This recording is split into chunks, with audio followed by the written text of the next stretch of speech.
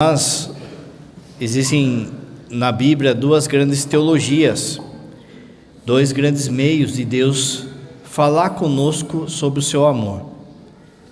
Essas duas teologias, elas usam daquilo que o homem conhece, daquilo que é próprio da nossa inteligência e da inteligência da época. As duas teologias, as duas coisas que Deus usa para designar o seu amor por nós, primeiro é o casamento. Para nós está prometido que nós iremos se unir de tal forma a Deus, que seremos um com Ele no céu. Isso é uma coisa que a nossa compreensão não pega, que o nosso entendimento não pega, sermos um com Deus. Mas para que fosse exemplificado, ele sempre usa, quando vai falar disso, do casamento. Assim como tem o casamento e o homem se torna um só com a sua esposa, assim também nós seremos um com Deus lá no céu. Toda a Bíblia fala isso, da primeira à última página, do casamento entre Deus e a humanidade. A segunda, e Jesus vem como esse noivo, o noivo. A segunda grande teologia que tem é a teologia do pastoreio. Toda a Bíblia também aparece a figura do pastor, de Deus pastoreando o seu povo, porque de fato era algo comum no tempo de Jesus. Era de início uma profissão de pobres, mas que era muito comum, então era algo que o povo conhecia. Sabendo disso, Deus educa, Ele tem uma didática de falar conosco, de ensinar conosco a partir daquilo que a gente conhece, a partir daquilo que a gente sabe. Assim também, na primeira parte da Bíblia até a última, aparece a figura de pastor, de pastoreio, de ovelha, de cordeiro. Isso acontece já quando aparece, por exemplo, a figura de Abel, Abraão, Jacó, Isaac, Moisés, Gideão, Davi, Ezequiel, todos eram pastores. Amós, todos eram pastores. Amós era pastor de gado, mas também era pastor. Enfim, esse uso do pastoreio, ele tem um significado muito importante para o povo de Israel, que era a profissão meio que comum, mas ao mesmo tempo é o jeito que Deus então fala para o seu povo. Conforme essa profissão era algo comum, cada vez mais então, essa profissão, ela acabou tendo um sentido espiritual, um olhar espiritual, por tudo aquilo que o pastor é, de cuidar da ovelha, de dar a vida pela ovelha, de conduzir as ovelhas, de proteger as ovelhas. Então, tudo isso acabou sendo, de alguma forma, um elemento espiritual na vida de Israel. Deus, então, no Antigo Testamento, vai suscitar pastores para conduzir o seu povo. Você pega, por exemplo, Moisés, Davi, eram pessoas que eram chamadas a serem pastores do povo, a conduzir o povo. De forma que isso então vai ganhando um vínculo espiritual. E no Antigo Testamento, as três funções que Deus designou para conduzir o povo eram conhecidos como pastores. Quais eram essas três funções que Deus designou para conduzir o povo no Antigo Testamento? Os reis, os profetas e os sacerdotes. Essas três, entre essas profissões, recebiam uma força do alto para conduzir o rebanho. No primeiro momento, a coisa vai bem, mas depois, com o passar do tempo, aonde tem gente, tem pecado. E assim foi também nessas três exercícios que havia no Antigo Testamento. Primeiro, os reis. Os reis, eles foram se perdendo ao longo do caminho. Eles começaram a buscar riqueza, a buscar poder, não olhava mais pelo povo, não olhava a fome do povo, não olhava se o povo estava caindo na idolatria ou se perdendo. Os reis começaram a ficar interessados em poder, tanto que logo depois que Salomão morre, já há uma guerra entre irmãos, há uma divisão do povo de Deus. O povo de Deus é dividido em dois reis, Esses reis, eles começam sempre a um alfinetar o outro, mas de qualquer forma, os dois, ao longo do caminho, depois vão vir outros sucessores desses, vão vacilar, e vão buscar apoio político com nações idólatras, vão não se importar com a vivência dos mandamentos, da lei de Moisés, da lei de Deus, e vão fazer vista grossa naquilo que o povo fazia de errado, de forma que até eles mesmos começam a fazer coisas erradas no palácio. Depois, os profetas. Como o rei, ele mudou várias coisas, eles foram fazendo vista grossa várias coisas, eles começaram a contratar profetas. Havia profetas que eram pagos, profetas profissionais, para falar aquilo que o rei queria escutar. Semana passada, o rei, ele constrói um templo em Betel. Lá em Betel, ele coloca o bezerro de ouro. E as pessoas começam a adorar o bezerro de ouro lá.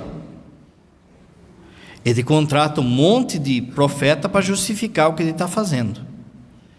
Semana passada, Amós, que é o verdadeiro profeta, vai lá e corrigir isso. E aí vai chegar um profeta do rei, que chama Amazias, e vai ir contra isso, e vai ser contra Amós.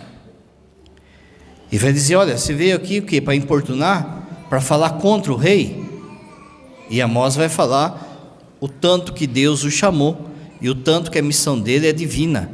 E isso, ele vai provar isso através da sua pregação e dos seus milagres. A palavra, semana passada, o profeta, que era um profeta do rei, era Amazias, o cara. É daí que vem, por exemplo, amaziado. Amaziado é alguém que está junto. Esse Amazias estava amaziado com o rei, ou seja, ele falava aquilo que o rei queria escutar. Quando ele vai falar para Amós, ele fala assim: acaso não sabeis que você está pregando contra o templo do rei? Veja, que não é contra o templo de Deus, mas contra o templo do rei. Esses profetas, então, profissionais, eles falam aquilo que o rei quer escutar. Então, os verdadeiros profetas vão sofrer muito. Por vezes vai ficar 1 contra 400. Jeremias, Isaías, Ezequiel, Amós, vão sofrer porque eles vão ser verdadeiros profetas, e a missão deles é conduzir o povo a serem pastores. Então, esses pastores profissionais também se perderam. Depois tem a figura dos sacerdotes. O sacerdote era um sacerdote é aquele que oferece sacrifício. A pessoa, no Antigo Testamento, ela fazia um pecado, fazia algo errado, e aí não tinha a confissão, tinha o sacrifício expiatório. A pessoa foi lá e roubou. Ela vai lá até o templo, comprava um animal, levava esse animal até o templo e pedia para o sacerdote sacrificar em expiação dele. Ou seja, ele devia morrer, mas em vez de ele morrer, é o animal que morre. Isso Deus concedeu no Antigo Testamento, porque Jesus depois vai vir e vai ser o cordeiro que vai se sacrificar por todos. De forma que os sacerdotes, eles viviam dessa venda de animais no templo. Quanto mais vendesse animais, aquelas barraquinhas dos animais, eram dos sacerdotes, era uma máfia ali, era um cartel. Então eles ganhavam à medida que o povo pecava. Quanto mais o povo pecava, mais se vendia animais, mais caía dinheiro no bolso deles. Então eles não falavam mais nada, eles não corrigiam ninguém, eles largavam o povo se perder. E por vezes havia aquela multidão de sacrifício que não valia nada. Aí você vai entender quando Jesus fala, quando Deus fala no Antigo Testamento, depois Jesus repete: prefiro a misericórdia do que o sacrifício. É esse tipo de sacrifício que ele está falando, o sacrifício em vão, que não muda ninguém.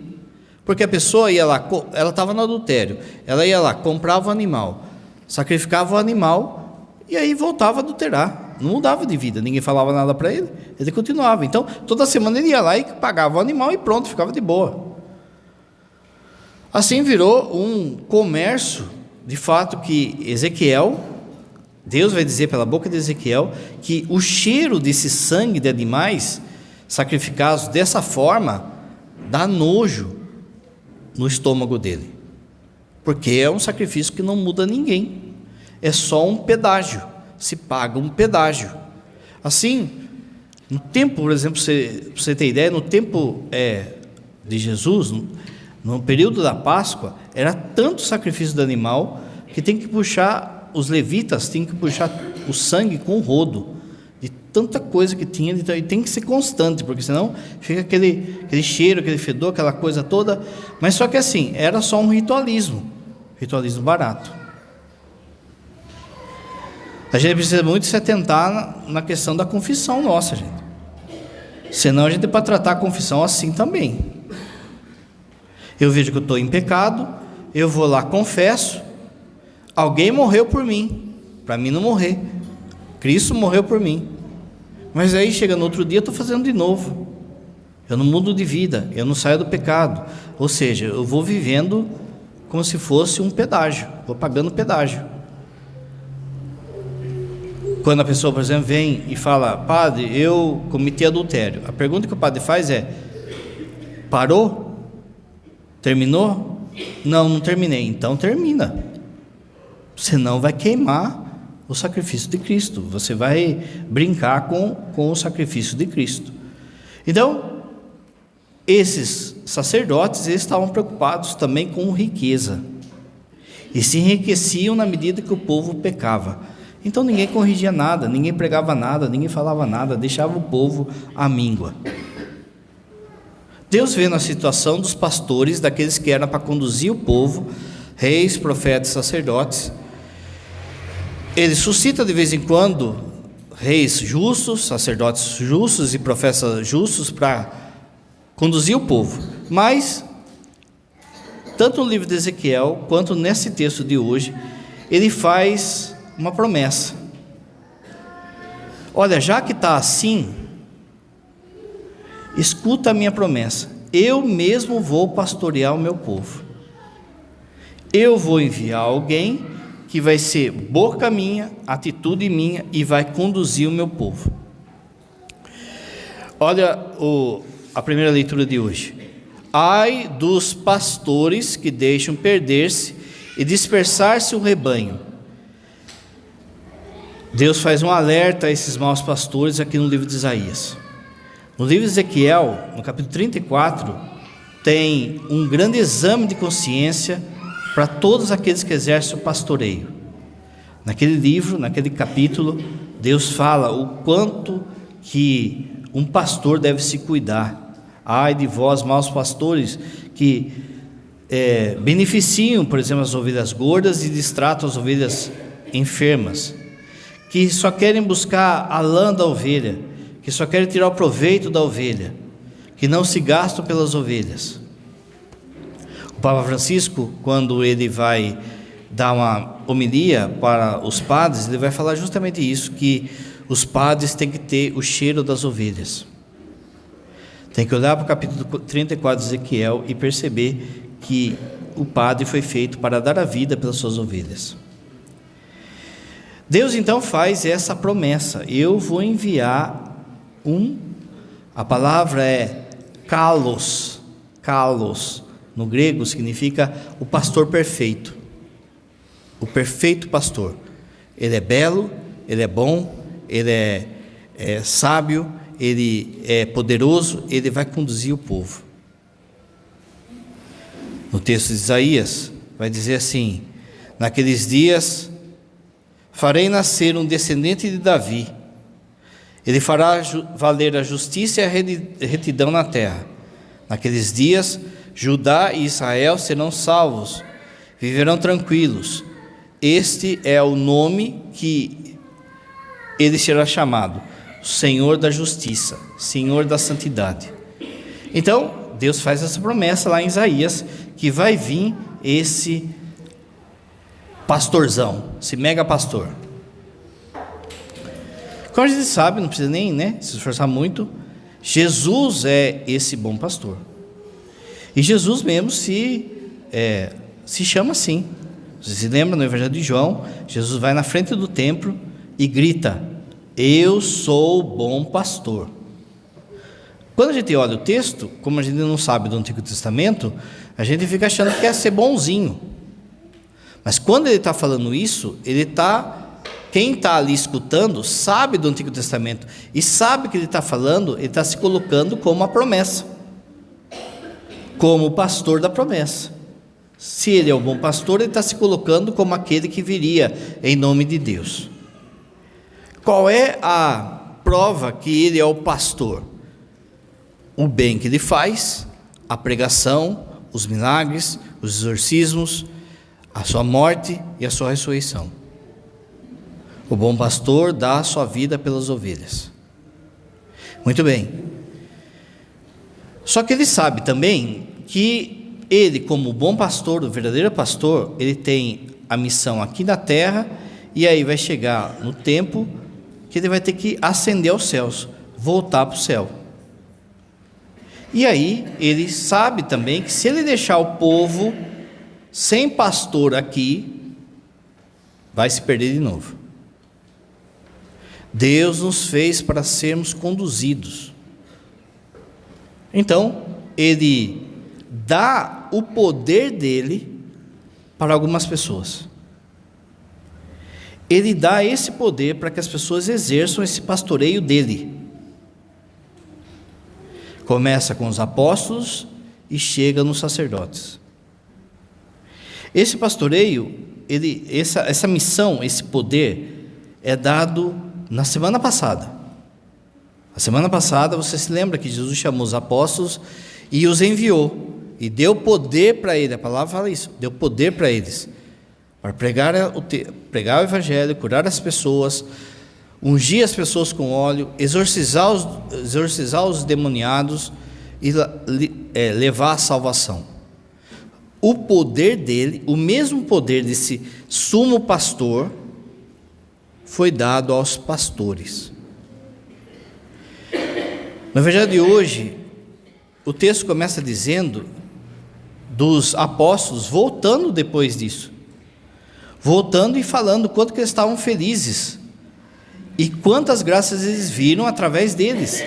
Eles não eram ninguém, eram pescadores, era gente simples, e daqui a pouco eles vêm assim eufóricos, porque eles curam as pessoas, pregam a palavra e os demônios os obedecem. Eles vêm então todos eufóricos, contando para Jesus que receberam esse poder e viram isso de fato. Jesus os acolhe e Jesus percebe que eles estão cansados. A missão cansa, ser pastor cansa. Então Jesus chama os seus apóstolos: vamos a um lugar retirado e vamos descansar. Nessa hora, eles estavam já com uma multidão seguindo Jesus. Eles estão naquilo que a gente chama Mar da Galileia, mas no fundo é um grande lago. É um lago imenso. Quando eles, com Jesus, entram no barco, algumas pessoas que estavam ali escutam: olha, ele falou que vai se retirar para descansar, que ele vai entrar no barco e vai atravessar o lago. Essas pessoas então, elas começam a correr em volta desse lago, desse Mar da Galileia, começam a correr em volta para chegar logo do outro lado, para encontrar Jesus do outro lado da margem.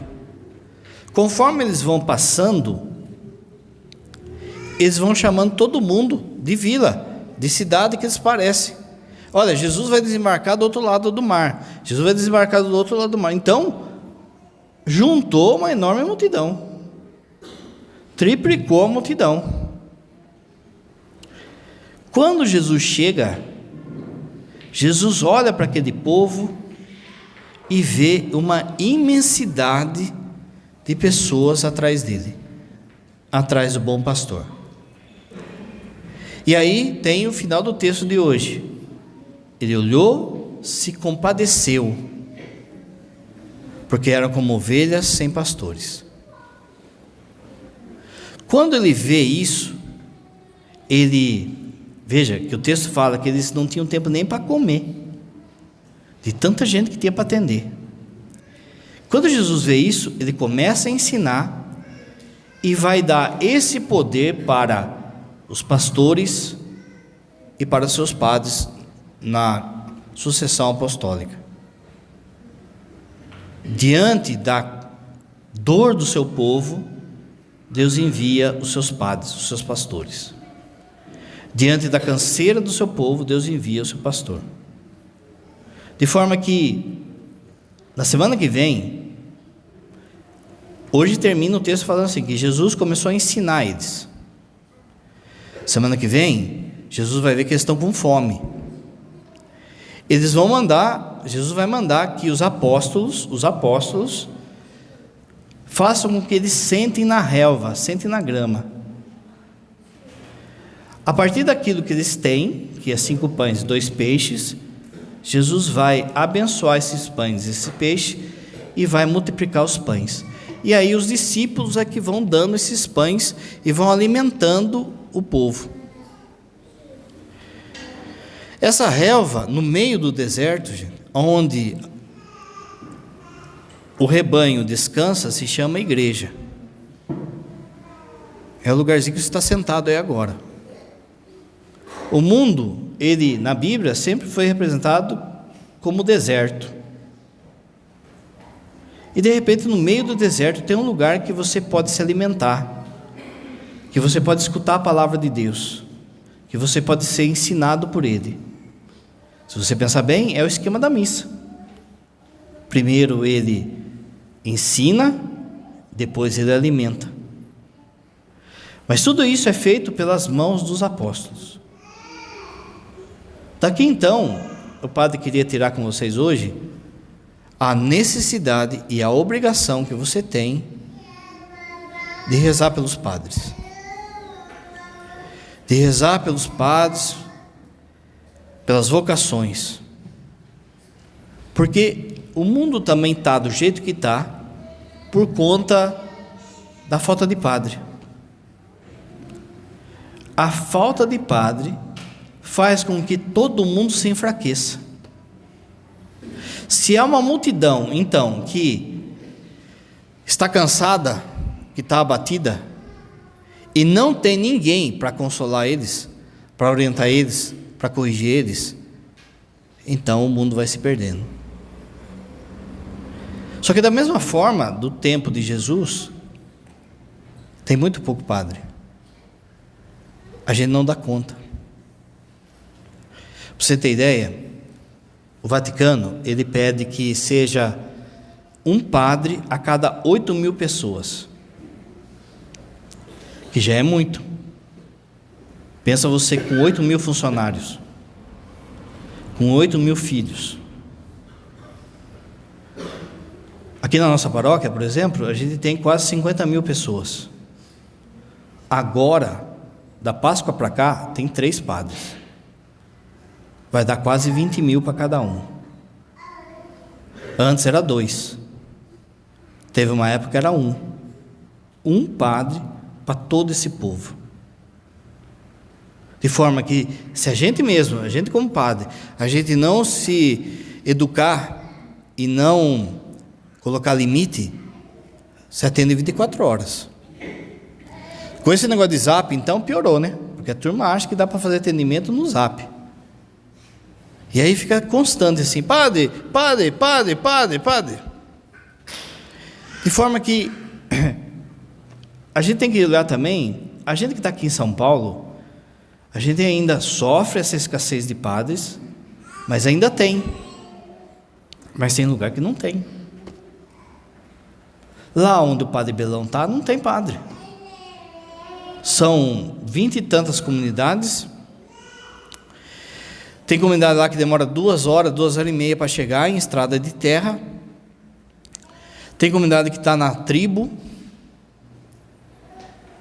De forma que muitas dessas comunidades acabam tendo missa a cada 6 meses.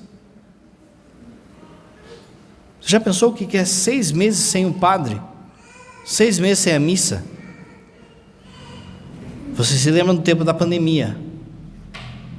O quanto que doeu você ficar sem confessar, sem ir para a missa, sem comungar. Muita gente adoeceu depois disso. Muita gente tinha somente a igreja. Somente a igreja para viver. E de repente se sentiu sozinho, não tinha nada, não tinha ninguém. E no meio dessa tanta neurose e mentira e coisa arada que foram colocando na nossa cabeça na pandemia, talvez você pensou assim: nossa, mas eu precisava falar com um padre, e você não achava. De fato, quando as pessoas perdem, é que elas começam a dar valor. Pergunta para quem, por exemplo, não pode comungar, a dor que é não poder comungar. Talvez você tenha comungado sem dado atenção, tem vindo na missa sem de fato viver a Santa Missa, porque se acostumou, é algo comum, mas aí entra numa mediocridade espiritual, e que muitos que não comungam conseguem enxergar mais do que aqueles que comungam. Às vezes é necessário perder para a gente valorizar, para a gente entender. Só que a gente não pode se deixar cair nisso, não pode deixar chegar nisso. Quando Cristo ele escolhe os seus pastores, ele continua salvando, libertando, alimentando e exorcizando o seu povo. Para isso que um padre serve. Um padre não serve para ser construtor.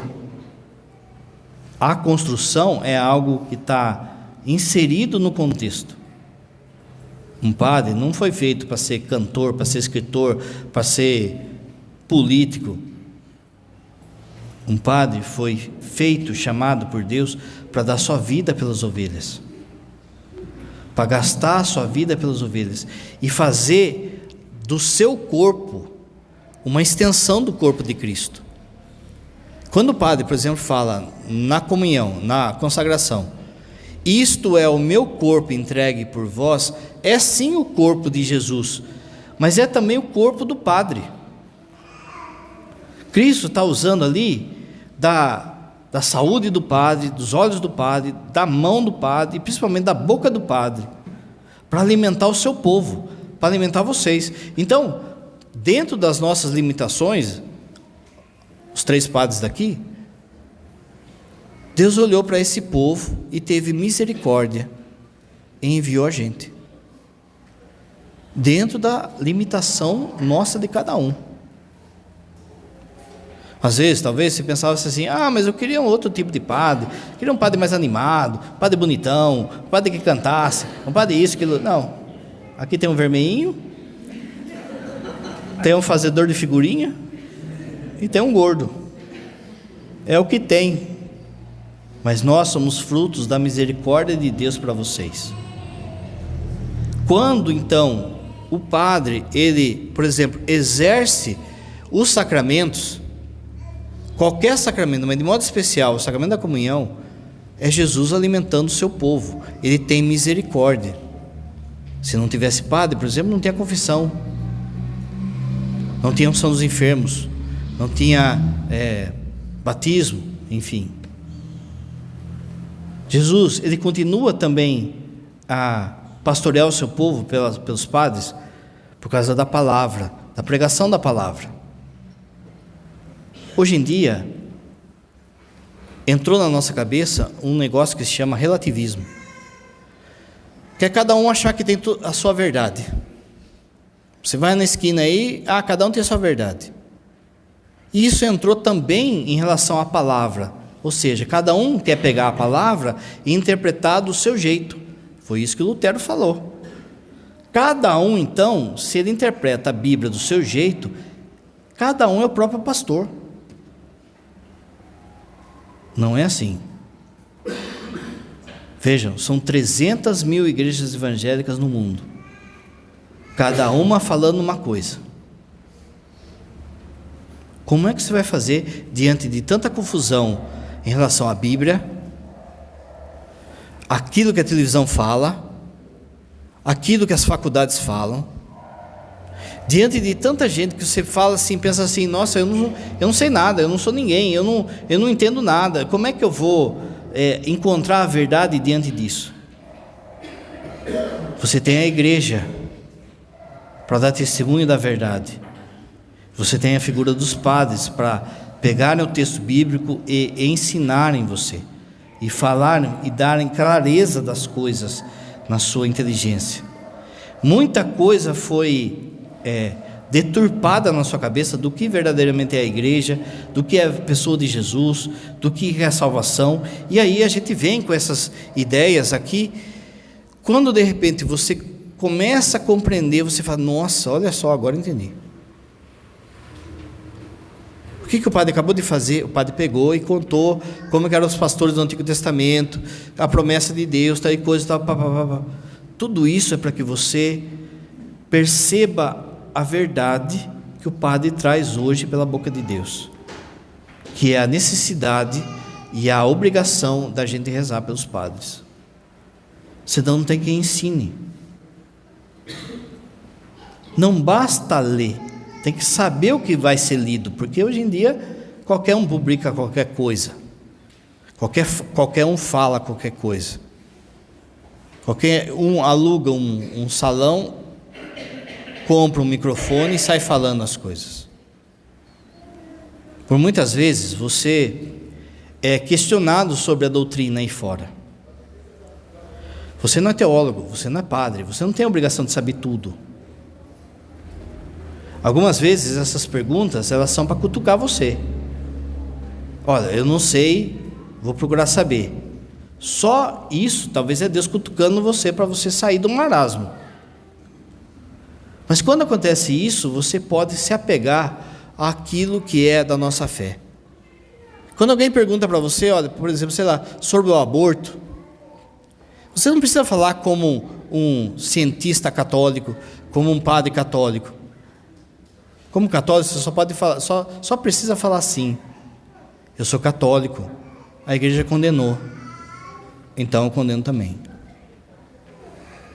Quando a igreja fala da Santíssima Trindade, da Eucaristia, você não precisa saber os milindres teológicos de cada mistério desse, mas você dá fé. Não, a igreja acredita. O padre explicou, o padre falou que a Eucaristia não é símbolo, é o corpo dele. Para mim basta. Você não tem os padres então para conduzir você na verdade, diante do que é pecado. Olha o mundo, não, isso aí deixou de ser pecado, isso aí passou, isso aí não é mais. Os padres então, eles também exercem essa missão de pastoreio de Cristo, quando eles vão contra a doutrina do mundo, vão ensinar você contra a doutrina do mundo. Olha a lavagem cerebral, por exemplo, que está sendo feito em relação ao casamento. Se não tem a igreja, se não tem os padres falando a palavra, falando da doutrina, que o casamento é indissolúvel, não passou, que a vivência da castidade, que o casamento é homem e mulher, você ia ser catequizado por toda essa mentiraiada que conta por aí. E aí você está repetindo aquilo que eles repetem. De alguma forma você fica então escorado naquilo que a igreja ensina. Para isso tem que ter a figura dos padres, para poder ensinar, para poder falar. Se eu chego aqui e, por exemplo, leio a passagem de hoje, fecho a Bíblia e falo assim, cada um fala o que quer, vai sair cada coisa. O padre, ele tem o estudo, mas ele tem algo a mais, que é a graça de Estado, é o auxílio do poder de Jesus, do poder de Deus para falar aquilo que ele quer, aquilo que Jesus quer. De forma que muitas vezes eu tenho que falar algo que eu mesmo já tenho que me corrigir. porque isso é a palavra dele. Não é porque, por exemplo, o padre é gordo, ele chega aqui e começa a falar: não, gordura não é pecado, gula não é pecado. No dia que tiver que pregar sobre a gula, eu tenho que falar. As pessoas vão falar: mas o padre fala e não fala. Mas o padre está falando em nome de Deus, e ele é o primeiro que tem que se corrigir.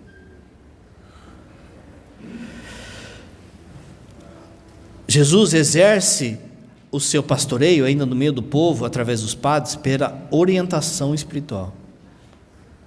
De novo, às vezes são casos particulares que precisam de orientação, de cuidado. É um casamento que está arrebentando, é um cuidado com os filhos, é um serviço. Os mais variados temas, as pessoas vêm até o padre e fazem essa orientação. Pensa assim, se não tem o padre para você recorrer. Quantas vezes talvez você tomou decisões sem rezar? O padre não vai falar para você: faça isso, faça aquilo. Mas o padre vai orientar como é que você vai discernir a vontade de Deus na sua vida. Quantas pessoas que podem falar aqui, por exemplo, que tiveram o casamento restabelecido, os filhos na igreja, por causa da atitude de uma palavra de um padre na sua vida. Quanto que às vezes a gente não percebe aonde que vai, aonde que chega a nossa palavra, aonde que chega a pregação, aonde que chega a orientação. Quantas vezes e quantas pessoas que vêm falar, por exemplo, para mim, de simplesmente um abraço que curou a pessoa. Um abraço que restabeleceu a pessoa. Uma vez lá na Cristo Rei, o pai estava na porta da igreja cumprimentando o povo na hora de ir embora, e veio uma pessoa e o padre o abraçou e falou o nome dela. Ela começou a chorar, porque ela disse assim: padre, era Jesus falando o meu nome, ele sabe o meu nome. Veja, a gente como padre não percebe aonde que vai. Um toque, uma palavra, um abraço, um olhar, uma correção. Quantas pessoas têm a vida mudada por causa da vida dos padres, da orientação dos padres? Jesus, ele continua a cuidar do seu povo através do caminho pastoral, do atendimento das pessoas. Quantos doentes tem numa paróquia, por exemplo? Quem que vai visitar? Você vai visitar doente? É o padre que vai. É o padre que vai levar a unção dos enfermos, vai levar uma palavra de consolo. Tem pessoas que não tem ninguém para cuidar delas. Tem casos que a gente tem que orientar em relação até a coisa prática. Esses dias veio um caso de uma pessoa que está dependente de aparelho, de enfermeira, que o convênio tem que dar, mas o convênio não está querendo negar. Ou seja, quer deixar que a pessoa morra. O padre tem que orientar: olha, você tem que colocar um advogado, você tem que ir atrás de tal coisa, olha, eu conheço tal pessoa, não sei o que, blá. Quem que vai gritar por eles? Quem que vai orientar por eles? Os enfermos, morador de rua, as crianças carentes, idosos. Você não cuida. Você de vez em quando vai visitar. É o padre, ele nasceu para isso, para se doar pelos outros. Pensa assim, se um dia a igreja falasse assim: a partir de hoje, nas obras de caridade a gente está em greve, no mundo todo, em greve. Ia parar os atendimentos de hospitais, atendimento de morador de rua, atendimento de clínica de recuperação, de doentes, de enfermos, de criança, de idoso, de alfabetização. Ia ser o caos. É por isso que as nações, com um pouco de juízo, elas sabem o que a igreja faz e dá a abstenção do imposto para a igreja, do benefício que era para o Estado fazer e não faz, e acaba sendo para a igreja. Mas a gente já escuta umas coisas esquisitas aí, né? Enfim, pensa só, se a igreja fizesse uma greve da caridade, travava tudo. É pela ação dos padres que também é santificado o tempo e as pessoas. Quando a gente é ordenado, no dia da nossa ordenação, no momento da ordenação, a gente faz uma promessa de rezar todos os dias pelo povo designado a Ele. Todo dia eu tenho que rezar por vocês. Toda semana eu tenho que rezar pelo menos uma missa em intenção de vocês. Esse é um bem espiritual que você não percebe, mas de alguma forma você está meio que protegido pela oração do seu pai, está protegido pelo sacrifício, pela vida da oração do seu pai, que está rezando por você. O padre, ele é também um sinal de unidade. Olha o quanto de desunião nos dias de hoje, nas famílias, nas comunidades, e quantas, por exemplo, famílias que foram restauradas por uma palavra de um padre, por um chamado de um padre. Olha, fez aquele casal pedir perdão um para o outro, fez os irmãos voltarem a se falar, às vezes uma homilia que tocou, às vezes uma palavra direcionada, às vezes uma correção dentro da comunidade mesmo. Onde tem gente, como o padre falou, sai rusga, e na comunidade também vai sair rusga, mas Jesus falou para que a gente esteja unido, peça perdão, dê o perdão, e o padre tem que ser o elo disso. O padre também, ele exerce o ministério de Jesus de te proteger da ação do demônio. Isso é outra coisa que você não percebe. No céu você vai ver. O demônio tem medo do padre. O demônio tem medo do padre. A presença de um padre, e quanto mais esse padre santificar, ele afugenta o demônio. Os padres, eles podem ser exorcistas de duas formas: ou por delegação do bispo, o bispo vai dar a delegação para que ele exerça esse ministério, ou pela sua santidade. A sua santidade é capaz de expulsar o demônio da vida das pessoas. Não bastasse isso, o próprio ministério dele já é uma libertação da ação do demônio nesse território paroquial também. O simples fato de ter padre nesse território, o demônio não faz o que ele quer fazer. Ele não traz o mal que ele quer fazer, físico e espiritual. Há uma batalha, mas ele não faz o que ele é para fazer. Quando, por exemplo, você traz uma imagem de São Miguel, uma medalha de São Bento, para o padre dar uma bênção, para te proteger do mal, é isso que o padre está te dando. O padre está te dando esse poder que foi dado para ele, para você ser liberto das ações do inimigo. Porque o padre sempre fala, o demônio não tem mais poder sobre você, a não ser que você dê. Você tem a igreja, você tem os sacramentos, você tem a figura do padre.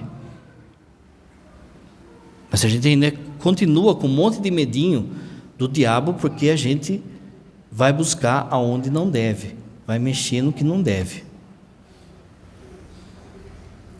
A primeira coisa que eu fiz nessa paróquia, quando cheguei, gente, numa missa, hoje eu vou falar, que eu cheguei e fiz para os funcionários só, foi fazer um exorcismo no território. Como o padre disse, a ação do inimigo aqui era para ser muito pior. A presença do padre de 3 padres, pensa só, não é? De forma que, de tudo isso que o padre faz em nome de Jesus, de tudo isso que o padre exerce como pastor em nome de Jesus, é lógico que o demônio também não vai ficar contente. É lógico que cada casamento restabelecido, cada pessoa que faz catequese, volta para o sacramento, cada pessoa que é liberta, cada pessoa que começa a vir na missa, cada pessoa que começa a amar a palavra, que sai do pecado, causa um ódio do demônio. E um ódio naqueles que tiraram essas pessoas dessa situação. Então aí vem ele querer descontar em nós. A batalha espiritual do padre é muito mais difícil que a sua. Porque ele sabe, se ele derrubar um padre, cai que nem dominó.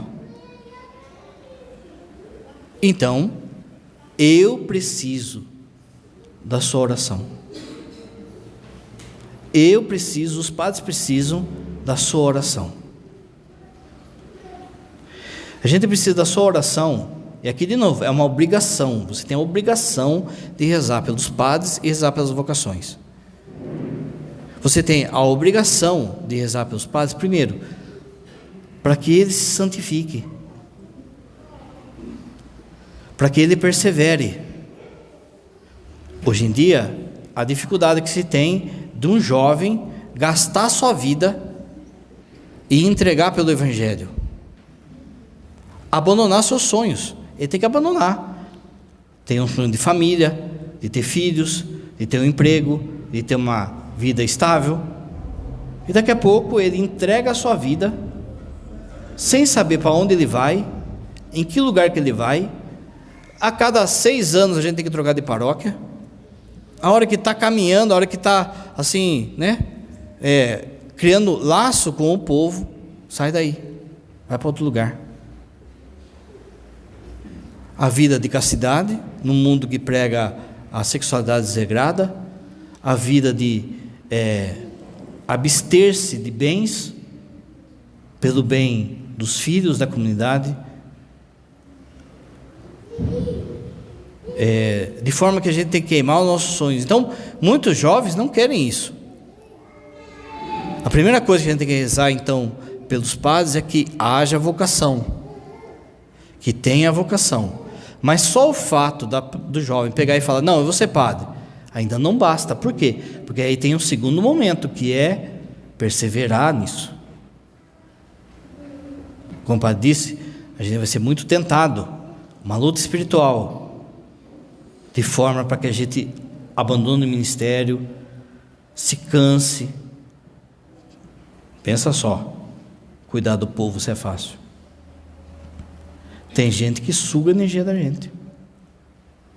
Quando o padre desce para atender, ele sabe que não vai atender gente falando bem, contando as maravilhas do céu. O padre só vai atender treta. As pessoas vão descarregar em cima do padre o pior delas. É um que vem e fala que roubou, que adulterou, que bateu na esposa, que mexeu com uma criança, que matou alguém. As pessoas vêm e descarregam o pior, que fez um aborto. As pessoas vêm e descarregam o seu pior com um monte de dúvida, de questionamento, de forma que o padre tem que ser um advogado de Deus ali. Padre, mas se Deus me ama, por que eu estou passando por isso? Por que aconteceu isso? Por que isso? E o padre tem que ficar respondendo, tem que ficar lutando para que a pessoa... Vem a pessoa decidida já a se matar. Hoje em dia, muita gente assim. Aí vai o padre e vai ter que lutar para salvar aquela vida, salvar aquela pessoa. E tem vezes que não dá. E quanto é duro para nós quando a gente sabe que a pessoa passou pela gente e passou uns dias, ela acabou se matando. A dureza de coração de não escutar aquilo que Deus está falando pela boca do padre. As pessoas vêm então, descarregam o seu pior em cima do padre. É preciso então que o padre seja também santificado pela oração do povo, que vocês rezem pela nossa santificação, pela nossa perseverança.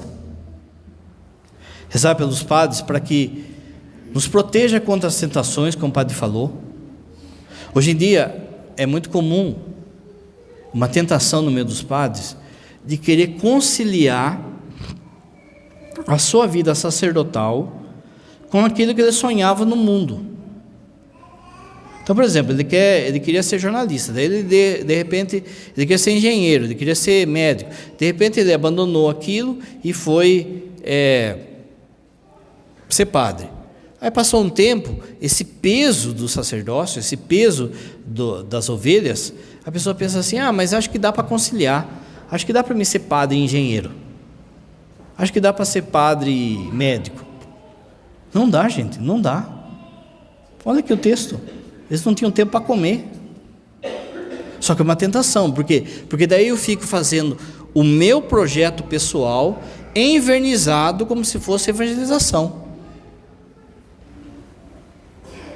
Podem falar do sempre, lá no seminário, cada um é cada um e Deus escolhe as pessoas, mas podem falar sempre lá no seminário, o que a igreja precisa não é de padre cantor, de padre escritor, de padre surfista, cowboy, precisa de padre, simplesmente padre, celebrar a missa, atender o povo e visitar os doentes. Isso já é muita coisa para nós fazer. Tem muita gente que, por exemplo, você sabe que existe uma norma que nenhum padre pode se candidatar, mas a turma desobedece. E aí o discurso é assim: não, mas daí eu vou poder fazer mais para o povo ainda. Não tem nada que você possa fazer mais para o povo do que celebrar a missa, do que confessar as pessoas, do que ter uma palavra para as pessoas. Então, esse desgaste faz com que muitos busquem um plano B. Esse plano B também pode ser a bebida, a droga. Mas está num ponto que a gente tem hoje clínica de recuperação de padre viciado. Olha que coisa que chegou. Olha o número de padres que se suicidam. O Vaticano, o CNBB, o Vaticano, está preocupado com o número de padres que se suicidam. Como o padre falou, esse peso, e às vezes o abandono das suas ovelhas, talvez é um rebanho que só critica o padre, que só fala mal do padre, o padre se vê sozinho, com todo esse BO espiritual em cima dele. Quando termina a missa, a gente está aqui, o pessoal vem, abraça, dá um presentinho, dá uma coisa e outra. Na hora que subiu para casa, você está sozinho.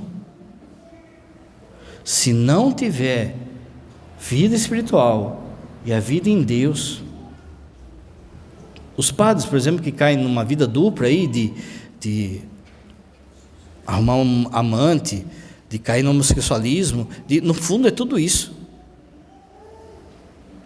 Por isso, a necessidade de você rezar pelos padres, para que haja a santificação deles e a luta deles contra a tentação. Como o padre falou, o demônio vai bater mais. Você precisa rezar pelos padres para que eles tenham sabedoria e discernimento para falar aquilo que Deus quer que eles falem. Para não ficar, por exemplo, dando chapéu na turma, dando indireta na turma, para falar aquilo que tem que falar, para não distorcer a palavra, para não distorcer a doutrina, para não ficar falando aquilo que é mais fácil, mas falar aquilo que Deus quer que a gente fale de fato. Hoje em dia a gente está num ponto de que você falar do casamento como Deus espera, você apanha. Você precisa rezar para os padres ficarem fiéis à palavra, à doutrina, aquilo que Deus ensinou, e que eles tenham sabedoria para ensinar o povo. Nós padres estudamos muito, né? Mas às vezes esse estudo pode até atrapalhar, pode virar soberba, e pode fazer com que também o padre saiba, mas não consiga passar. Não é? Todo mundo teve professor assim. Você olha para ele e você vê que ele sabe bastante, mas ele não consegue passar.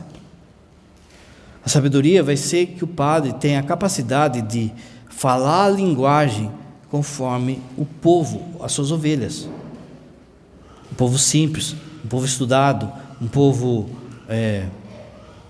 enfim, o padre tem que ter essa capacidade, essa sabedoria de fazer se interpretado,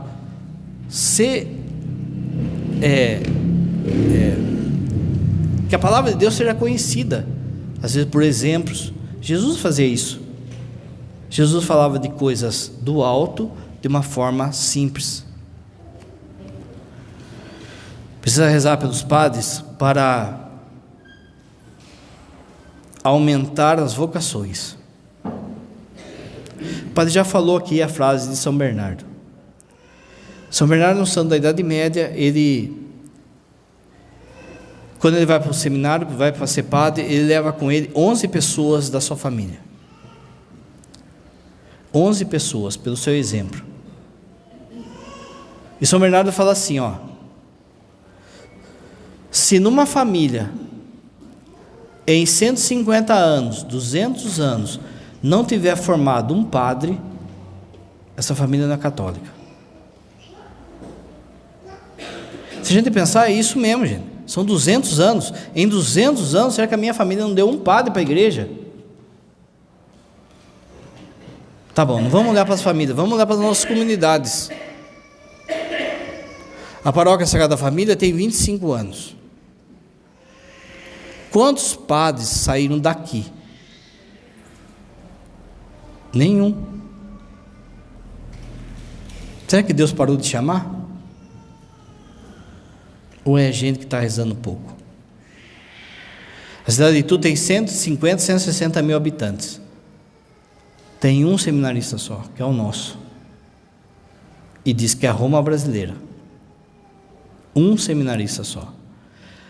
Itu vai ter padre daqui 10 anos, se ele perseverar.